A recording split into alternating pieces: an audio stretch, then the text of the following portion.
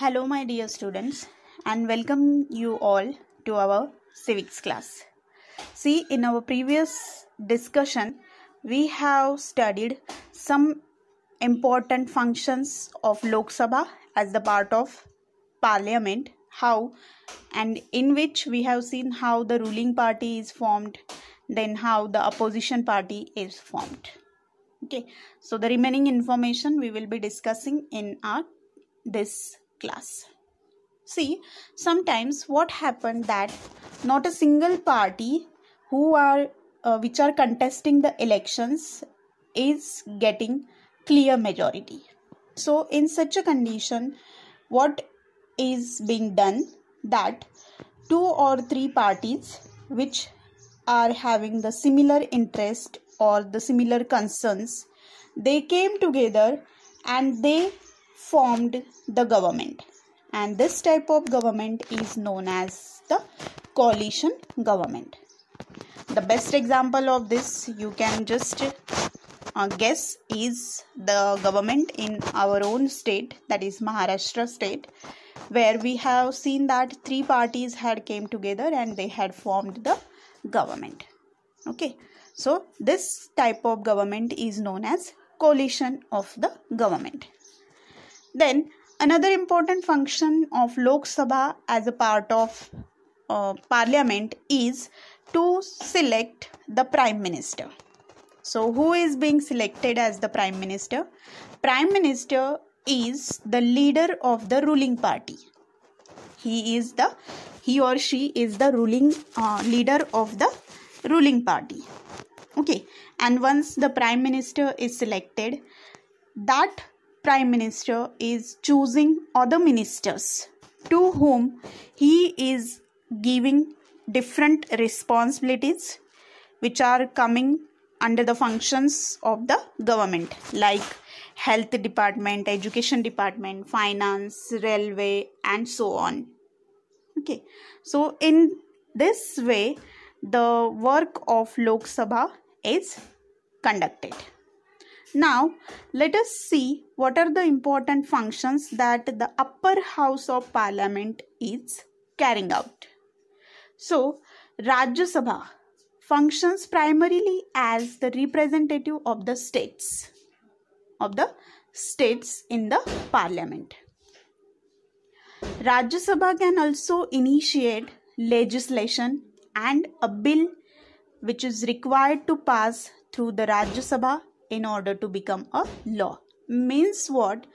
The law which has already consented by Lok Sabha needs the permission of Rajya Sabha also to form a law. And in some cases, Rajya Sabha can send those laws for reviewing and altering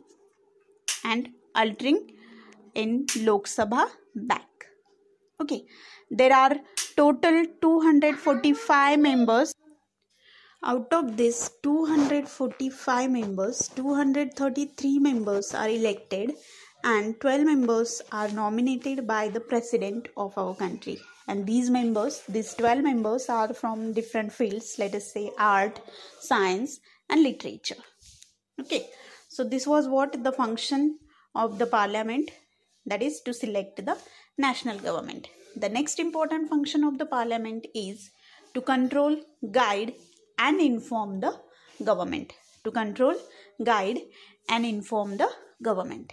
See, while the sessions of the Parliament are going on, there is the concept of question hour.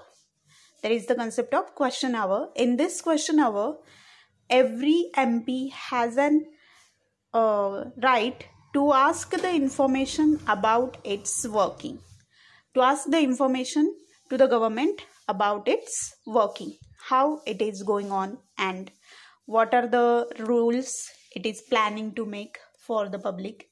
And the MP can also ask the elaborate information how the law will be helpful for the betterment of the public. So, by asking the questions to the government, the MPs can see the shortcomings of the government, and also they come to know the opinion of the people which the parliament should know, which the parliament should know. Okay, so the MPs are having very crucial role in the question hour, because in that question hours they are asking the government to look again in their own policies. See, another important function is played by the opposition party in this question hours. It also helps for the healthy functioning of a democracy. The opposition party highlights the drawbacks in various schemes and policies and programs of the government and mobilize popular support for their own policies. This is what is the function of the opposition party. And because of this, all the matters which the parliament are focusing to make the laws over are rechecked in the question hours. Other important matter that the parliament looks in, that it deals with all the financial affairs of the government.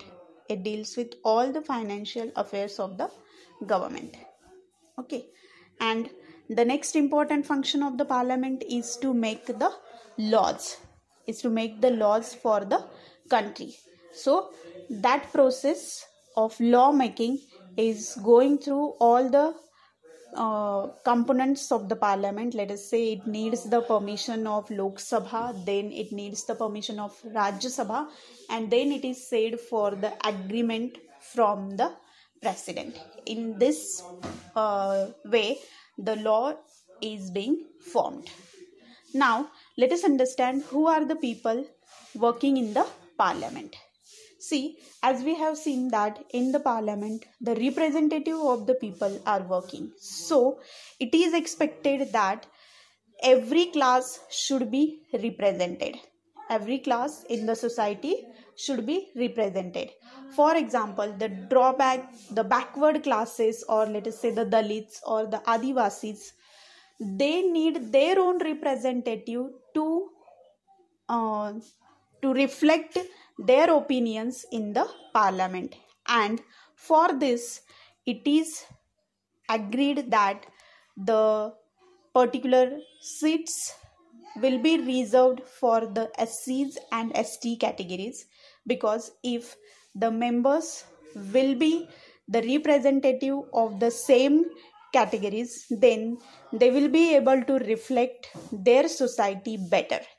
And that is why the seats in the parliament are kept reserved for the Dalit, Adivasi and the other backward classes. It is also proposed in the parliament that there should be the reservation for the women.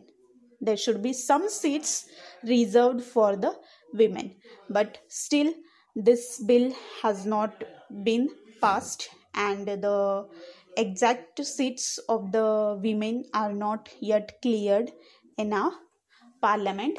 This is in the process. The law is yet to make. Okay, so with this we have reached to the end of this lesson, where we have discussed the important functions of the parliament. In our next lesson, we will understand how the laws are being made by the parliament. Thank you.